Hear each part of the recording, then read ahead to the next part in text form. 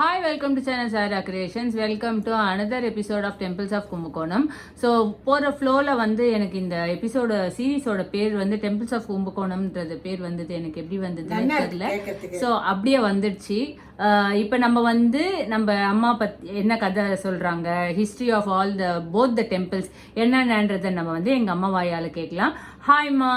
நமஸ்காரம். நான் சொன்னலதா ஸ்ரீராமன். இப்போ ஃபஸ்ட்டு பார்க்க போகிறது உப்புலியப்பர், கும்பகோணம் உப்புலியப்பர். இது தென் திருப்பதின்னு சொல்லுவா. அதாவது இங்கே திருப்பதியில் சீனிவாசர் எப்படியோ அது மாதிரி தான் உப்புலியப்பர், கும்பகோணம் உப்புலியப்பர். இது 13வது திவ்ய தேசம். இது வரலாறு எப்படின்னு பார்க்கும் பொழுது மார்க்கண்டேயர் வந்து மகாலட்சுமி மேலே இருக்கிற ஒரு ஈடுபாடுனால, அம்மா நீயே எனக்கு புத்திரியாக பறக்கணும், ஸ்ரீனிவாசரே எனக்கு மாப்பிள்ளையாக அமையணும் அப்படின்ட்டு தவம் பண்ணிகிட்டே வந்துட்டே இருக்கு. ஒரு ஒரு தேசமாக வந்துட்டே இருக்கு. மீன் டைம் வந்து துளசி என்ன பண்ணுறா, நீ இருக்கிற இடத்துல நான் நிறைய வியாபித்து இருப்பேன்னு சொல்லிட்டு இந்த கும்பகோணத்தில் ஃபுல்லாக துளசி அப்படியே நிறைய வியாபித்து இருக்கா. அந்த இடத்துல வரும்போது மார்க்கண்டேயரா இதுதான் நம்ம வந்து தியானம் பண்ணுறதுக்கு சரியான இடம் அப்படின்னு சொல்லி அந்த கும்பகோணத்தில் வந்து தியானம் பண்ணும்பொழுது அந்த துளசி தோட்டத்தில் வந்து மகாலட்சுமி சின்ன குழந்தையா கிடைக்கிறார். அவர் மார்க்கண்டேயர், ஆஹா மகாலட்சுமி எனக்கு புத்திரியாக வந்துட்டாளே அப்படின்னு பூமாதேவின்னு பேரை வச்சு சந்தோஷமாக அந்த குழந்தைய வளர்க்கும்போது சின்ன பொண்ணாக இருக்குச்சு. ஸ்ரீனிவாசன் என்ன பண்ணுறேன், வெங்கடாஜலபதி ஒரு முதியவர் வேஷத்தில் வந்து உன் பொண்ணை எனக்கு கல்யாணம் பண்ணி கொடு அப்படின்னு. ஐயோ நீ இவ்வளோ பெரியவராக இருக்க, என் குழந்தைக்கு சாப்பாட்டில் உப்பு கூட போட தெரியாது, அந்த குழந்தைய போய் நீ கல்யாணம் பண்ணிக்கணும்னு சொல்றியே அப்படின்னு. தலிகைக்கு உப்பு தானே முக்கியம், எனக்கு உப்பே வேண்டாம், ஆனால் உன் பொண்ணை எனக்கு கல்யாணம் பண்ணி கொடுன்னு சொல்கிறேன். சொன்ன உடனே அது ரெண்டு பேருக்கும் தர்க்கம் மாறுது. அதாவது அவர் ஒரு மாதம் பங்குனி மாதம் ஏகாதசி அன்னைக்கு திருவோண நட்சத்திரத்தில் ஆரம்பிக்கிற உன் பொண்ணை கல்யாணம் பண்ணி கொடு, உன் பொண்ணை கல்யாணம் பண்ணி கொடு, அப்படியே கல்யாணம் பண்ணி கொடுன்னு ஆர்குமெண்ட் தர்க்கத்திலேயே ஐப்பசி மாதம் வரைக்கும், ஐப்பசி மாதம் ஏகாதசி அன்னி திருவோணம் வரைக்கும் அவர் தர்க்கம் ஆயிட்டோன்னு அவர் வந்து சீனிவாசரா வெளியில வர. ஆஹா ஸ்ரீனிவாசா, நான் இதுக்கு தான் நான் காத்திருந்தேன், என் குழந்தையோ என் மாப்பிள்ளையை விட்டு நான் போகவே கூடாது அப்படின்னு அவர் வந்து சீனிவாசர்கிட்ட ரிக்வெஸ்ட் பண்ணிருக்க. என் பொண்ணை பத்திரமா பார்த்துக்கணும், அவர் ரொம்ப சின்ன குழந்தை அப்படின்ற, என் பொண்ணை விட்டே போகக்கூடாது. அதனாலதான் இந்த கோவில் உள்ள சன்னதியில வெங்கடாஜலபதி இருக்க, பூமாதேவி பக்கத்துல இருக்கா, இந்த பக்கம் மார்க்கண்டே இருக்கு. தாயாருக்குன்னு தனி சன்னதியே கிடையாது. ரொம்ப அழகா இருக்கு. பெருமாள் அழகா மாப்பிள்ளையாட்டமா இருக்கு. இங்க பூமாதேவி இருக்கா, இங்க மார்க்கண்டே இருக்க. இந்த கோவில்ல விசேஷம்னா 5 அப்பன். ஓகே, ஸோ இப்போ எங்க அம்மா என்ன பண்ணிருக்காங்கன்னா, கீழே நீங்கள் நோட்ஸ் பார்ப்பீங்கன்னு நினைக்கிறேன், லெக்சர் நோட்ஸ் மாதிரி எங்கள் அம்மா எடுத்திருக்காங்க. ஸோ அந்த நோட்ஸில் இருக்கிற அந்த பேரெல்லாம் கரெக்டாக படிக்கணும், ஊரெல்லாம் கரெக்டாக படிக்கணுன்றதுனால நோட்ஸ் எடுத்து படிக்கிறாங்க. கண்டினியூ பண்ணுமா. ஆமாம், இதில் வந்து பொன்னப்பன், எண்ணப்பன், மணியப்பன், முத்தப்பன், உப்பிலியப்பன், அதனால 5 பெருமாளும் இந்த கோவிலில் இருக்கா. ஒரு பெருமாள் அவருக்கு நமக்கு அனுகிரகம் பண்ணாலே நமக்கு போறோம்னா 5 அப்பன். என்னப்பன், எனக்கும் அப்பன், 5 அப்பன் இருக்க. என்னென்ன பொன்னப்பன், எண்ணப்பன், மணியப்பன், முத்தப்பன், உப்பிலியப்பன், 5 பெருமாள் உள்ள இருக்க. இவர் வந்து இந்த பங்குனியில் ஆரம்பிச்சு ஐப்பசி வரைக்கும் இது பண்ணினதுனால அந்த பக்கத்திலேயே மண்டபம் இருக்கு. அந்த மண்டபத்துல தான் பூமாதேவின்ற தாயாருக்கும் வெங்கடாஜலபதிக்கும் கல்யாணம் ஆறுது. இதுல என்ன விசேஷம்னா, அவர் வந்து பெருமாள் வந்து மார்க்கண்டேயருக்கு சத்தியம் கொடுத்ததுனால இந்த கோவில்ல மட்டும்தான் பெருமாளோட தாயார் புறப்பாடு ஆடுது. எல்லா கோவிலும் பெருமாள் தனியா புறப்பாடு மீன்ஸ் ஊர்வலம் வருவா. இந்த கோவில்ல மட்டும் தாயாரும் பெருமாளும் தான் ஊர்வலமே வருவா. அதாவது மார்க்கண்டேயர் கொடுத்த வாக்க காப்பாத்து. Very good. ஆமா, இந்த கோவிலினுடைய புஷ்கரணி ரொம்ப விசேஷம். பகலிரா பொய்கைன்னு பேர். அதாவது சோழ மன்னனுக்கு இங்க உள்ள வரும் பொழுது அது என்ன சொன்னேருமா அவரு, அது வந்து ஏதோ ஒரு தப்பு பண்ணிடுவேருன்னு சொல்லிட்டு அவருக்கு ஒரு பாவம் வந்துடும். சாபம் வரும்போது பக்ஷியா மாறிடுது. பேர்டாக மாறிடும் போது என்ன ஆகுதுன்னா, அந்த குளம் வந்து முன்னாடிலாம் இப்போ தானே ஸ்டெப்ஸ் எல்லாம் கட்டுறா, முன்னாடி வந்து அது குளம் மாதிரியே ஓப்பனாக இருக்கும்போது அங்கே மரம் வளர்றது, மரத்தில் தான் அந்த பறவை இருக்கு அந்த பக்ஷி. அப்போ ஒரு டைம் வந்து ஸ்ட்ராம் வரவே மரத்தோட சாயும் போது இந்த குளத்துல வந்து விழும்போது கிங்காவே மாறிடு, திரும்பி வந்து ராஜாவா மாறிடுறதுனால அந்த சாபம் கூட போகிற புஷ்கரணி. இது வந்து அவ்வளோ பவர், தோஷம் எல்லாம் நீங்கிறது. அப்புறம் வந்து நமக்கு எதான உடம்புல உபாதை இருந்ததுன்னா அதுவும் வந்து புஷ்கரணியில பகலிரா பொய்கைன்னு பேர். புஷ்கரணியில குளிச்சாலே நமக்கு பாவம் நீங்கிறது. இங்க வந்து கல்யாணத்துக்காக வேண்டி நாங்க போகும்பொழுது நிறைய கல்யாணம். ஏன்னா பெருமாள் தாயாருக்கே அந்த இடத்துல தான் கல்யாணம் ஆச்சான். அந்த மண்டபத்துல நிறைய பேர் வேண்டுதல். இன்னும் சொல்ல போனா அப்ராட்ல இருந்து வந்து 2 பேர் கல்யாணம் நாங்க பார்த்தோம். பசங்க 2 பேர் வந்திருந்தா. அது மாதிரி இங்க பிரார்த்தனைக்கு கல்யாணம் பண்ணிக்கணும், பிரார்த்தனை பண்ணிட்டு கல்யாணம் பண்ணுவா. அந்த அளவுக்கு இந்த உப்பிலியப்பர் அவ்வளோ விசேஷம். இந்த விமானம்ன்றது மேல கோபுரம். இது வந்து திருப்பதி வந்து ஆனந்த நிலையம் தான். ஆனா உப்பிலியப்பருடைய விமானம் வந்து சுத்த ஆனந்த நிலையம். ஆனந்த நிலையம்னா இட் இஸ் மிக்சட் வித் புண்ணியம் பாவல்லாம். சுத்த ஆனந்த நிலையம்னும் பொழுது அந்த விமானத்துக்கே ஒரு பவர். அதனால வந்து இந்த உப்பிலியப்பரை வந்து சேவிக்கிறதுன்றது அதெல்லாம் ஒரு பிராப்தம் தான். அது ரொம்ப நிஜமாவே அந்த கோவிலில் போனால் ரொம்ப கிராண்டாக இருந்தது. பெருமாளை பார்க்கறதுக்கும் அந்த மண்டபத்தில் சேவிக்கிறதுக்கும் 5 பெருமாளை சேர்ந்து நம்மளை அனுகிரகம் பண்ணுற இடம் உப்பிலியப்பர். அதோட இல்லாமல் நான் வந்து ஃபுல்லாக சுற்றி போய் பார்த்துருந்தேன். அதில் வீடியோஸும் நான் அட்டாச் பண்ணுறேன். அதில் வந்து எந்தெந்த பீரியடில் என்னென்ன பெருமாள் கோவில் இருக்குது, விஷ்ணு கோவில் எல்லாம் என்ன இருக்குது, சூப்பராக ஃபுல்லாக வந்து அதை பண்ணியிருந்தா அது நான் உங்களுக்கு அட்டாச் பண்ணுறேன். டிஃப்ரெண்ட் நரசிம்மர்ஸு எல்லாமே அழகாக போட்டிருந்தா. ஸோ ரொம்ப நல்லா இருந்தது கோவில். புஷ்கரணியும் நல்லா இருந்தது. யானை கூட இருந்தது இல்லை? ஆமாம், யானை கூட இருந்தது. அது கூட ஆசீர்வாதம் பண்ணி. வடகல சம்பிரதாயம் வைஷ்ணவத்துல வந்து வடகலை தெங்கலைன்னு இருக்கு. எப்படி டிஃபரன்ஸ் கண்டுபிடிக்கணும்னா வடகலைன்னும் போது நாமத்தை வந்து யூ ஷேப்ல வரும், தெங்கலை எல்லோ கலர்ல நாமம் இருக்கும். ஆமா, ஒய் ஷேப்ல வரும். ஒய் ஷேப்ல வந்தா தெங்கலை.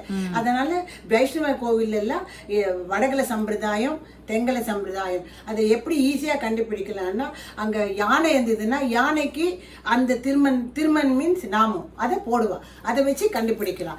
இந்த கோவிலில் வந்து வடகலை சம்பிரதாயத்தை ஃபாலோ பண்றோம். இந்த கோவிலில் பிரசாதத்தில் உப்பே இருக்காது. ஏன்னா அவர் வந்து மார்க்கண்டேயனுக்கு ஸ்ரீனிவாசர் வந்து வாக்கு கொடுத்தார், உப்பில்லாத இருந்தா கூட பரவாயில்ல, இங்க எனக்கு வந்து மகாலட்சுமி பூமாதேவியை கல்யாணம் பண்ணி கொடுங்கன்ற. அதனால உப்பில்லாத அப்பர் உப்பிலியப்பர், உப்பில்லாத அப்பர் Uppiliappar. Okay, super. So next கோவில போயிடலாமா? நாச்சியார் திருக்கோவில் போயிடலாமா? திருக்கோவில் செகண்ட் போனது நாச்சியார் திருக்கோவில். அப்பா, நாச்சியார் திருக்கோவில் போன அப்புறம்தான் நாச்சியார் திருக்கோவிலுக்கு இவ்வளோ இம்பார்ட்டன்ஸான்னு. அதாவது வைஷ்ணவசத்தில் வந்து முத்திரை குத்துவா, தட்டி சமார்ஷனம் பண்ணுவா, சங்கு சக்கரம் போடுவா, அப்போ தான் எலிஜிபிலிட்டியே வரும். அதனால திருமங்கை ஆழ்வார் எங்கடா பண்ணிக்கிறதுன்ட்டு வந்துட்டே இருந்தப்போ இந்த நாச்சியார் திருக்கோவிலில் தான் வந்து பெருமாள் வந்து திருமங்கை ஆழ்வாருக்கே சமார்ஷனம் பண்ணுறாராம். அதனால தான் பஞ்சக்ஷேத்திரம்ன்றது ரொம்ப ரொம்ப முக்கியமான இடம். அந்த பஞ்சக்ஷேத்திரத்தில் இந்த நாச்சியார் திருக்கோவில், சாரங்கபாணி கோவில், உப்பிலியப்பர், சவுந்தரராஜ பெருமாள் சேலம், அப்புறம் திருப்பதி திருவேங்கடமுடியான் ஸ்ரீனிவாசர், அந்த பஞ்சக்ஷேத்திரத்தில் முக்கியமான இடம் நாச்சியார் திருக்கோவில்.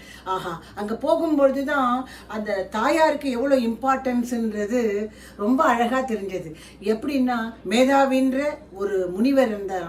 அவர் வந்து ஸ்ரீதேவி மகாலட்சுமி மேலே ரொம்ப ஈடுபாடாம். அவர் நினச்சிட்டே இருந்தாராம், நம்ம வந்து மகாலட்சுமியே நமக்கு பறந்தா நன்னா இருக்குமே அப்படின்னு நினச்சிட்டு இந்த ஊருக்கு வந்துட்டே இருக்கும் பொழுது அந்த புஷ்கரணியில் குளிக்கிறாராம். குளிக்கும் பொழுது ஒரு சக்கரத்தாழ்வாரும் யோக நரசிம்மரும் அவருக்கு கிடைக்கிறாராம். கிடைக்கும் பொழுது அதை எடுத்து பூஜை பண்ணுறாராம். பூஜை பண்ணும் பொழுது அவர் வந்து காட்சி கொடுக்கிறார். மஞ்சுள மரம் கீழே வந்து பூமாதேவி குழந்தையா அவதரிக்கிறாளாம். அந்த குழந்தைய காமிச்சோன்னா அந்த குழந்தை ஆஹா மகாலட்சுமியே எனக்கு கிடைச்சிட்டா அப்படின்னு சொல்லி அந்த குழந்தைய எடுத்து அவர் அந்த மேதாவி வந்து வளர்க்குறாராம். வளர்க்கும் போது ஸ்ரீனிவாசர் வந்து தேடின்னு பூமாதேவி எங்கே இருக்கான் தேடிண்டே வரும்போது இந்த மஞ்சுளவல்லியை பார்க்குறாராம். உங்கள் பொண்ணை எனக்கு கல்யாணம் பண்ணி கொடுங்கோ அப்படின்னு ஒரு கண்டிஷன்.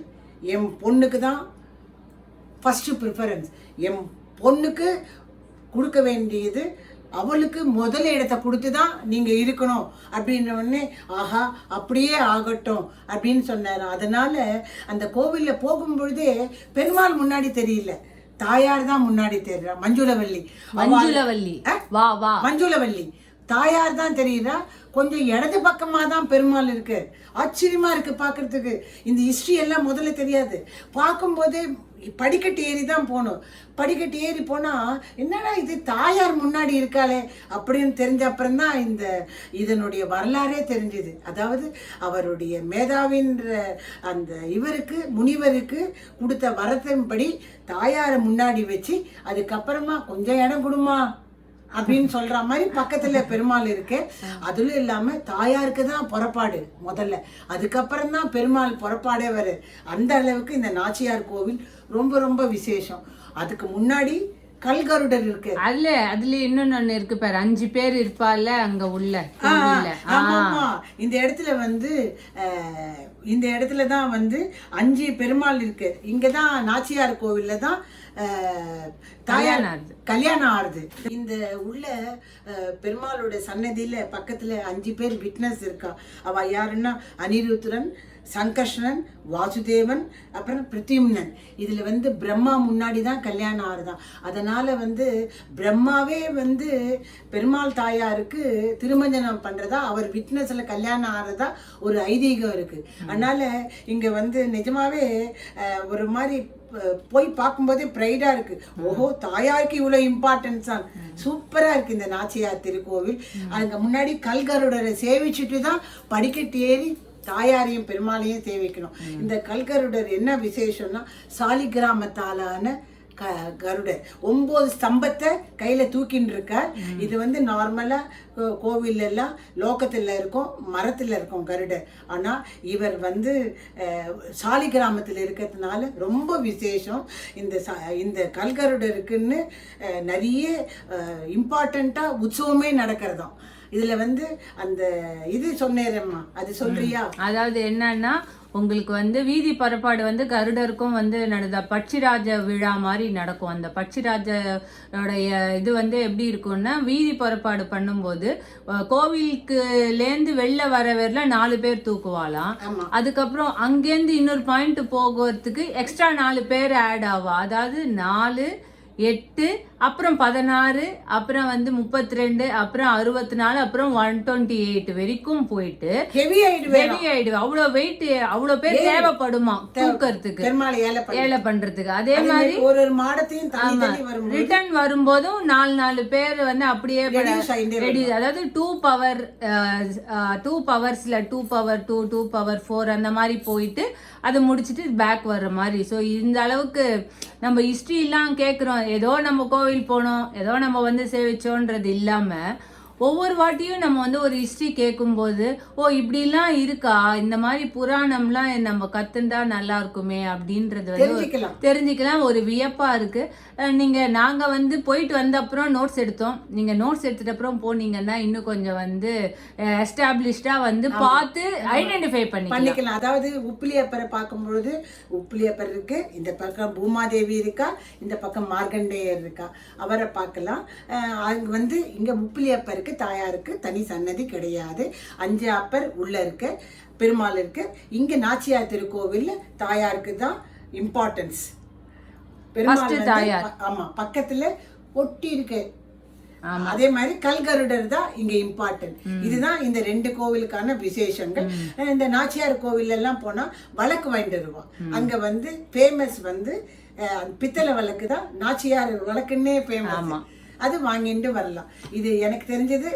இன்னைக்கு இந்த 2 கோவிலை பத்தி நான் சொன்னேன். நாளைக்கு நெக்ஸ்ட் 2 கோவிலை பத்தி சொல்றேன். மொத்தம் 8 கோவிலுக்கு போனோம். ஃபர்ஸ்ட் 2 ஆயிடுது, இன்னும் 6 2 2 சொல்றேன். ஓகே, சோ பாய்.